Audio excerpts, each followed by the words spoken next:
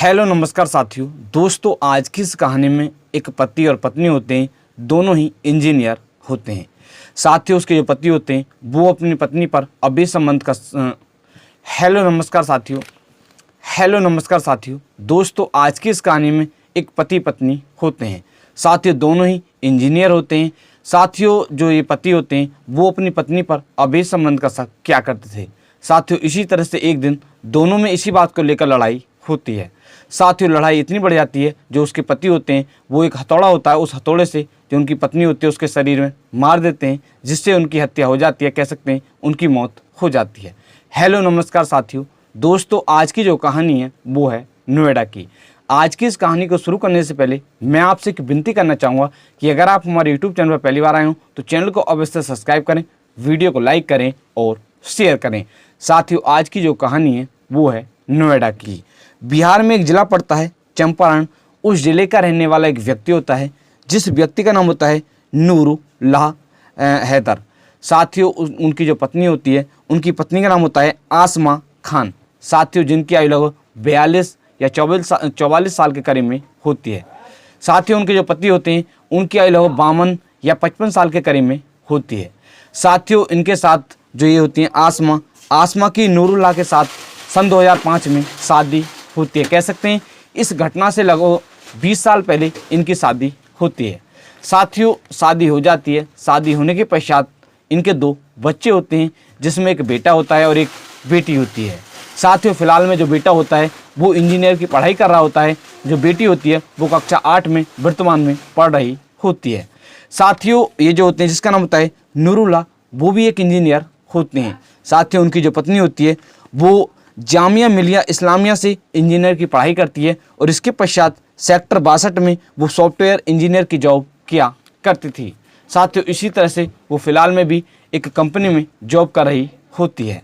साथियों अब शादी हो जाती है। शादी होने के पश्चात 2 बच्चे होते हैं। ये वर्तमान में उत्तर प्रदेश में एक ज़िला पड़ता है नोएडा। उस ज़िले में एक थाना पड़ता है फेस फर्स्ट, और उस फेस फर्स्ट थाने में एक सेक्टर पड़ता है 15।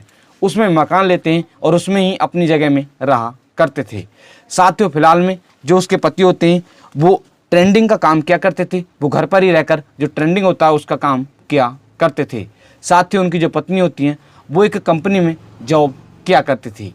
साथियों उसके जो पति होते हैं उनको अपनी पत्नी का कंपनी में जॉब करना पसंद नहीं होता है। साथियों इस घटना से कुछ महीने पहले जो उसके पति होते हैं वो अपनी पत्नी के चरित्र पर कुछ शक करते हैं। कह सकते हैं कि वो अवैध संबंध का शक करते हैं। साथियों इसी तरह से वो कई बार अपनी पत्नी से इसी बात को लेकर झगड़ा करते हैं। साथियों झगड़ा होता है।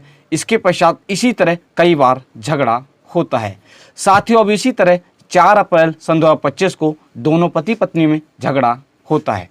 साथियों उनके जो दोनों बच्चे होते हैं वो भी घर पर उपस्थित होते हैं।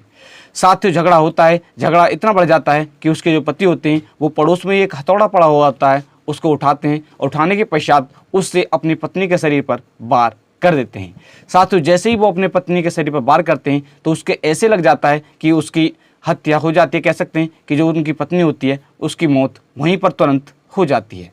साथियों इसके पश्चात अब जो उनका एक बेटा होता है वो इसके बारे में जो 112 नंबर पुलिस होती है उसको फ़ोन करता है और बताता है।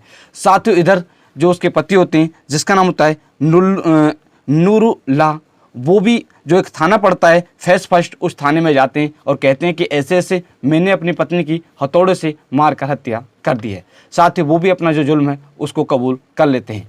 साथ ही जो पुलिस होती है वहाँ पर पहुँचती है। पहुँचने के पश्चात जो मृतक होती है जिसका नाम होता है आसमा, उसका जो शव होता है उसको बरामद कर लेते हैं और इसके पश्चात पोस्टमार्टम के लिए भेज देते हैं। साथ ही इसके पश्चात जो मृतक का पति होता है, जो पुलिस होती है, पुलिस तो उसे पहले से ही गिरफ्तार कर लेती है और गिरफ्तार करने के पश्चात उसको थाने ले जाती है। साथ ही इसके पश्चात उससे पूछताछ करती है तो वो जुर्म को कबूल कर लेता है और जो पूरी कहानी होती है इसके बारे में बताता है। साथ ही फिलहाल में जो पुलिस है वो भी आगे जांच कर रही है। जांच करने के पश्चात उसके साथ सख्त से सख्त कार्रवाई की जाएगी। डीसीपी रामबंधन जी ने बताया कि पुलिस ने 4 अप्रैल सन 2025 को जो युवक होता है, जो मृतक की पत्नी का जो पति होता है जिसका नाम होता है नूरुल्लाह, उसको गिरफ्तार कर लिया है। गिरफ्तार करने के पश्चात जब उससे पूछताछ की जाती है उसने जो अपना जुल्म है वो कबूल कर लिया है। साथ ही फिलहाल में जो पुलिस है वो उससे लगातार पूछताछ कर रही है। पूछताछ करने के पश्चात उसके साथ सख्त से सख्त कार्रवाई की जाएगी।